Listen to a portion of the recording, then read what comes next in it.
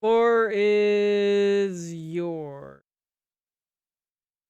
You sure? Yeah, I was making sure it was recording. Okay.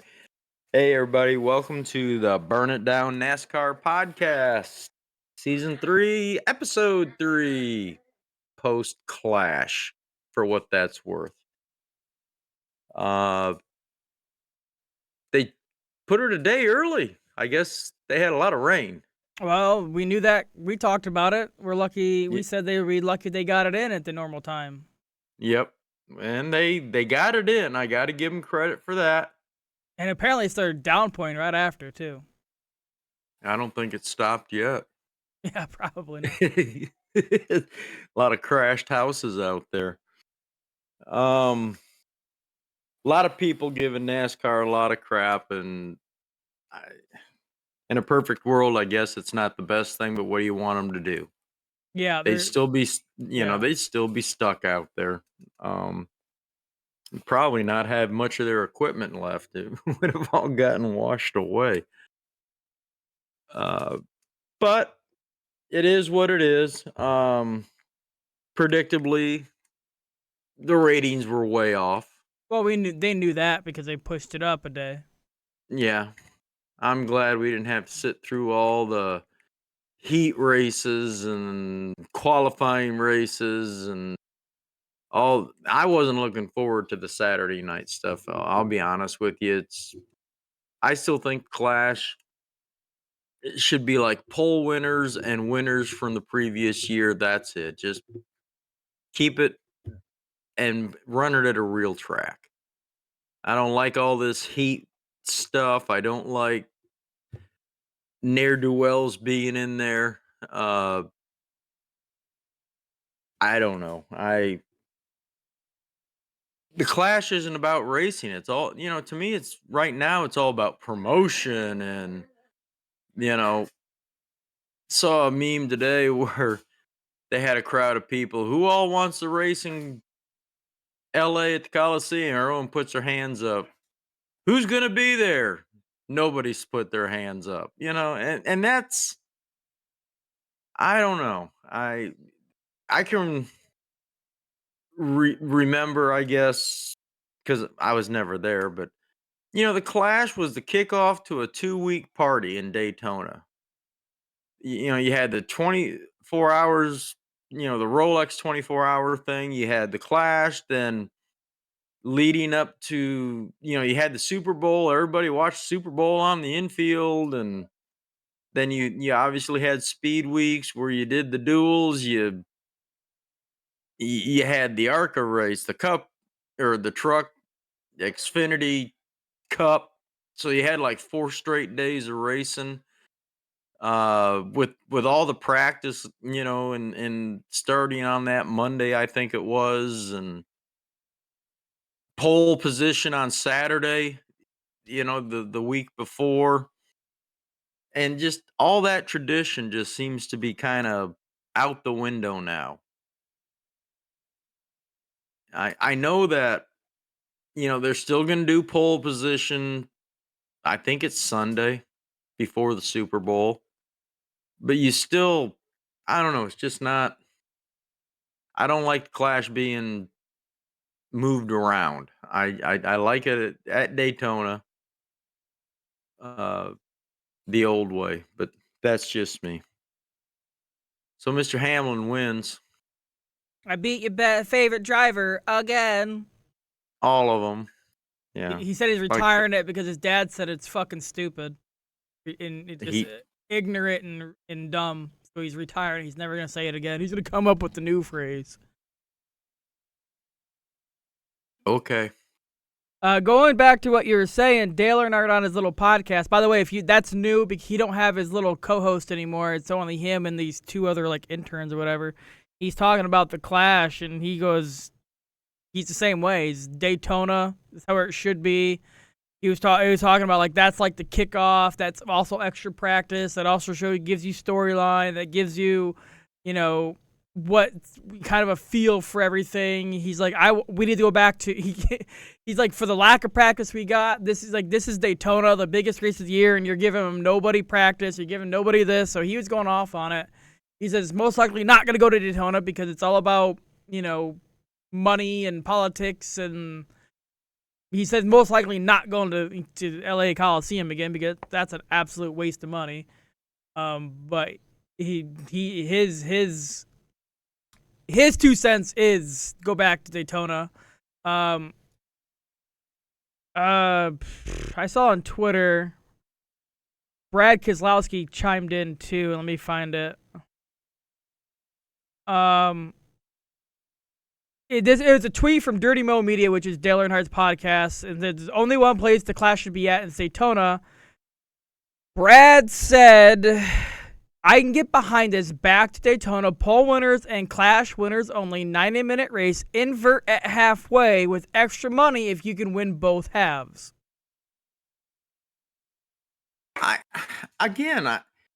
This goes back to my old axiom my whole life. Why are you trying to fix something that's not broken?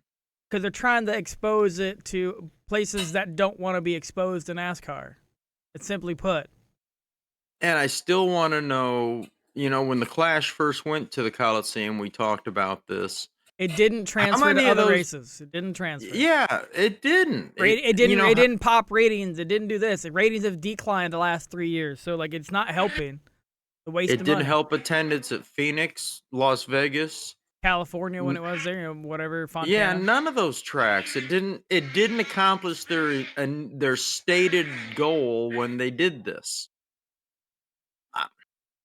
But at least I'm glad to be in good company with Dale Jr. that he. Yeah, it was like a 10-minute segment. I can probably send it to you. You can listen to it or watch it. But yeah, he said everything pretty much on par of where it should be, and he's like back in my day, I remember there was a full 8 hours of practice over the course of the week, not including the Clash and the duels, and Daytona is the beginning of the season. It's the biggest race of the year. We should be practicing for it. We should put as much exposure to that race. Now, literally, I just looked at the schedule. The first thing that's shown is qualifying. There's no practice prior to that. There's nothing. Daytona qualifying 8:15 on Wednesday. That's it. And then after that, there's practice for the truck. So pole position is on Wednesday? Next Wednesday is pole. Next Wednesday's pole. And then there's practice on Thursday for the trucks and ARCA series, and then there's the duels at 7 and 8:45. And then there's practice on Friday for the Cup guys. So run the duels at night and then do the race during the day. That's awesome. Yeah. Yep. Somebody, well, I don't want to be a Debbie Downer here. It's just I'm so sick and tired of NASCAR trying to fix stuff that's not broken. But the duels have always been at night, though. Not that I can remember, right? It's always no. They used to be on Thursday afternoons forever. I'd have to go look. Yeah, it's only been in the last, and I will just cover a big gamut here, probably the last 10 years that they started changing that up. But forever and ever, they used to be noon was the first one, 2:00 was the second one, and then you had your front row. It was never, I mean, not never, because they've been doing it lately, but for the longest time, it was always during the day. And it's if I remember correctly, it was always on a Thursday. But we'll talk a little more Daytona here in a minute. Obviously Hamlin wins the Clash. Kyle Busch is second. Denny Hamlin, what a run. Dead last to third place. Blaney. Ryan Blaney. Yeah, dead last to third place. That was excellent. Ty Gibbs had the car to beat. He just, I guess, ran out of talent. I seen the scuffle between him and Joey and him puffing his chest out. I don't know exactly what happened, but I think he was. I don't know. I feel like he got a little ahead of himself and he was losing his car and Joey punted him, but I don't know exactly. He was fast car, believe me. How would you like to be the 13 teams that hauled your ass all the way out to California only to turn around and go home? Didn't even get to race. Circumstances. Yeah, but and NASCAR requires them to be there. That's your 36 chartered teams. They don't have a choice. They've got to be there. Required. And then, oh, sorry, you're not good enough. We're only going to take 23. You guys go home. Yeah. It's like, eh, I guarantee you half of those guys, if they weren't required to be there, wouldn't have wasted the money. Nope. They could have stayed home working on their Daytona car and watched it on TV. And they talk about saving money while we don't have practices and all that, and they do all that. It doesn't make sense. Yeah. The only guy out of all of them that probably should have made the trip no matter what was Josh Berry in Stuart Haas number 4 car. Which, by the way, I'm just a little heads up. He's my early pick for Daytona 500. I had somebody I was going to say, but I can't remember who. Oh, I know who. We'll save that for later. I know Just who I was because gonna he say. didn't make the Clash. The last 2 years, somebody that did not make the Clash was your Daytona winner. So he's going to be mine.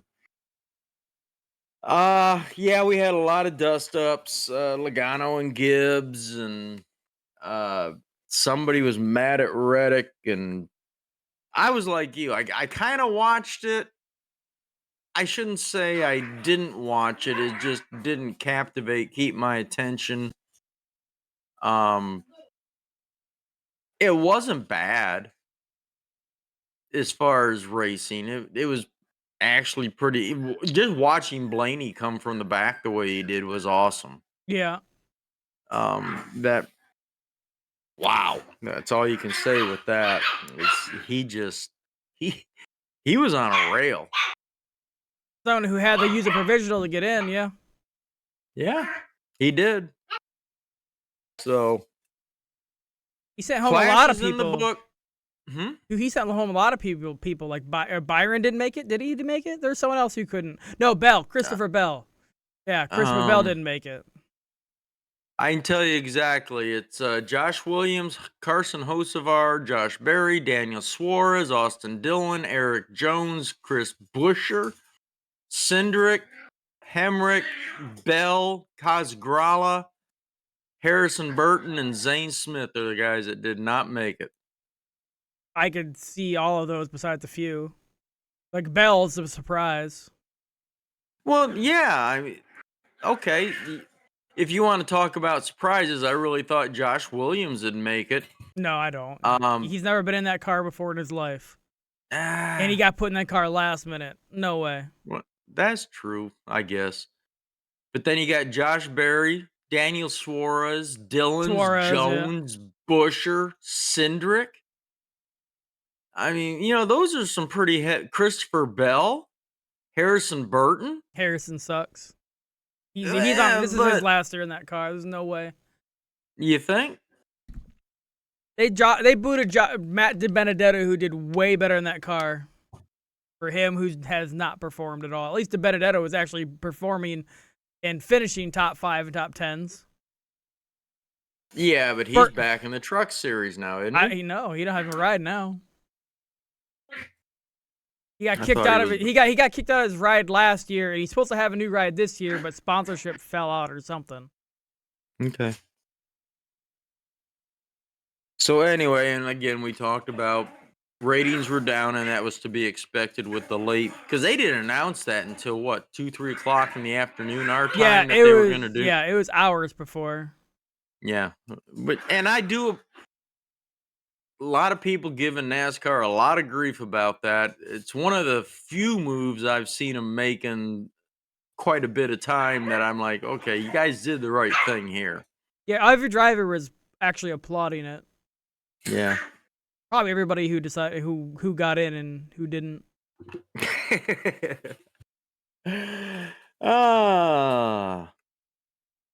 All right. A little bit of, like I said, there's not a whole lot to talk about tonight. Um, One thing that really caught my eye, I was surprised at, is that Junior still hasn't got a contract yet to come back with NBC. Now, I granted, he's I heard that. Yeah, his contract expired. So and they have not come to terms. I'm assuming that they will at some point. I just don't know what the hangup can be. keep Junior. Get rid of Burton. Jeez, old Pete's get rid of that man. Yeah, yeah. Jeff Burton's got to go. I like the guy as a person and whatever, but as a commentator, man, it's almost like Daryl Waltrip all over again. Him and was it Latart? Yeah. You get those two going, and I'm like, oh my god, it sounds like the Chipmunks. Yeah. It's Junior should be the head of it, and he should handpick his partners and it not be Burton. I don't disagree. We documented or talked about, Fox had a problem last year because they kept rotating with Jeff leaving the year before, and I love Tony in the booth with Clint. I did. I absolutely love that. But they had a problem, and now they've got Harvick and Clint, and I honestly think that's going to work out pretty good. We'll see. I do like Harvick. You could tell uh, on the Clash broadcast that he was still a little like trying to find his wings. You know what I'm saying? He wasn't really up front or whatever. Like, and I know a lot of people really, for some reason, get all over Clint Boyer. I like Clint Boyer in the booth because he just flat tells you like it is. Yeah. He doesn't hold back. I just can't stand when Mikey gets in there. Yeah. It's like, shut up. Uh, like I said, there's been a lot of stuff off track, sponsors and drivers. I was looking earlier. Let me find it real quick on the Daytona 500. Let me go back. Uh, the entry list. Where we go, entry list. It I do not like the charter system, but there's one, two, three. There's five guys that are trying to make the Daytona 500 that don't have charters. That takes it back to 36. And I guess I'm a little confused. If the 36 bought their charter, so they got guaranteed into every race, supposedly that's what it's all about. Then what are these other five guys doing here? Being Casagrala, Money. David, David Reagan, Anthony Alfredo, BJ McLeod, and Jimmy Johnson. If you Now, make it, you make more money than just but saying. how can they make it if you've got 36 charters and there's only going to be 36 people in the race? I think they can go up to 40. I think it's up Is to that 40. what it is now? I think it's not 43, but I think it can go up to 40. But I can't. So, Don't quote me on. so according to this, then there's 41 entries. There's only one person going to go home. Probably that'll be the storylines of the duels. Well, next week when we do this, we'll have to do the who's gonna go home. Uh, I hate this. Bring what you got, run it. Top 36 or 40. Nobody's guaranteed in. I can remember years, and again, it's been a long time ago when big names didn't make the Daytona 500. Uh, it You don't have something that can keep up with the big boys, they send you home. But I'm looking forward. This isn't going to be a long one, guys. We're just kind of chewing the fat over the Clash. But Yeah, 40 cars. is it going to be four? So one person goes home. How NASCAR Signature seals up the lineup. That Daytona Fields consists of 40 cars with 36 spots for charters. So why even run the duels if you're one of those 36 and take a chance of wrecking your stuff? You know what I'm It's all saying? for You're gonna sponsorship, to getting exposure. If you don't, you know what I'm saying? and at Daytona, same as Talladega, it does Doesn't not matter where matter you where start. you Yeah, I know, start. but It it's doesn't. all about, like, if I'm second or to second row, you get more exposure for your sponsors. I don't. Well, no, it's more about pit selection. Yeah, true. Qualifying is more, and again at Daytona, it doesn't matter. Oh, a little fun stat. I think. I think if I'm right, if I remember right, Chevy has had the pole every year since 2012. That sounds about right. I don't want to say it's been front row, but I want to say it's been pole every year. Oh, that's cool. That doesn't make me mad. No, I'm trying to.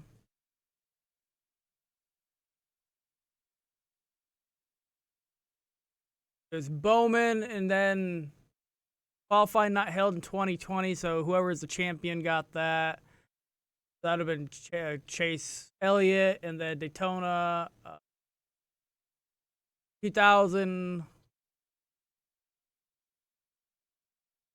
Dang, it's just. Oh, it's showing two of them. Okay, Daytona. There's Bowman, and then Stenhouse, and then Byron, then Bowman, then Elliott, then Gordon, Austin Dillon, and then Danica when they were Chevy still. And then Carl Edwards was the last one in 2012. That was Ford. With Ford or Toyota? Was he with Joe Gibbs at the time? This is 2012, so probably Ford in the 99, my guess. It doesn't say. Right. It doesn't say with the number. It just says who it was. Okay. So it's been going on. It'll be 11 years if Ford or Chevy gets it again. They got a good chance. Percentage wise, better than anybody else. Yeah. Hendrick's What do you- always brought really good cars for qualifying, regardless. Yes, they've always brought good cars for Daytona, period. But I mean, Jeff's got 3. I know that. I don't know how many Jimmy's got. I'd have to go back and look. Yeah. And he's going to be in Toyota this year. That's interesting. The other, again, we don't want to get too much into Daytona, but we're going to save most of it for next week. But what I came out today for the ARCA race, which is always a great race at Daytona. The ARCA race is awesome. It's short. They got nothing to lose. It's kind of like the truck guys, is balls to the wall, short, quick race. But there's 50 cars entered in the ARCA series for Daytona. So that ought to be interesting.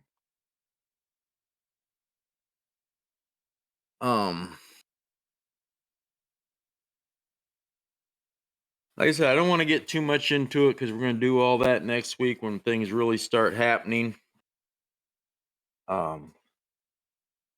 Unless you got something else to say, I wanted to plug the fantasy league and. No, I haven't. Does nothing. Oh, there's one thing. Is Tony's put out full force. I'm pretty sure it's.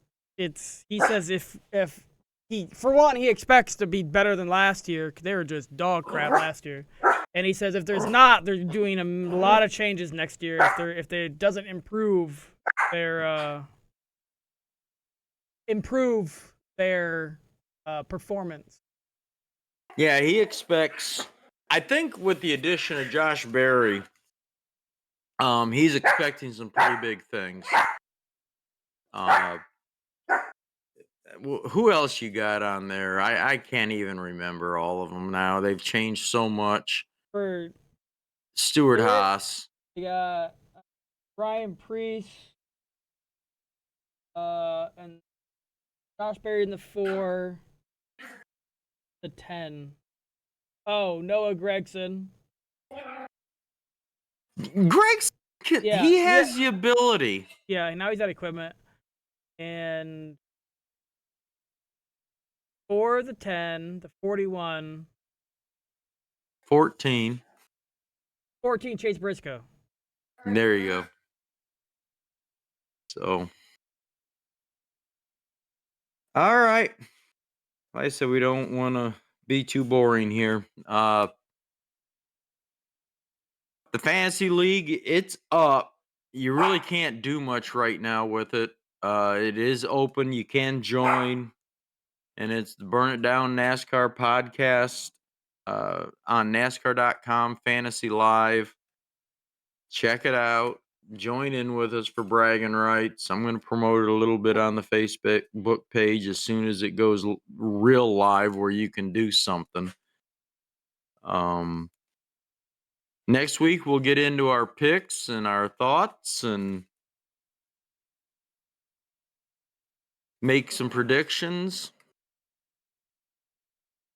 Yep. Go down to the final four and who we think's going to be the champion and all stuff we'll write down and archive and pull it out at the end of the year. Uh-huh. So, all right. With that, I'm done. Thanks for everybody watching that is watching, and let's get this season started. Absolutely. I'm out.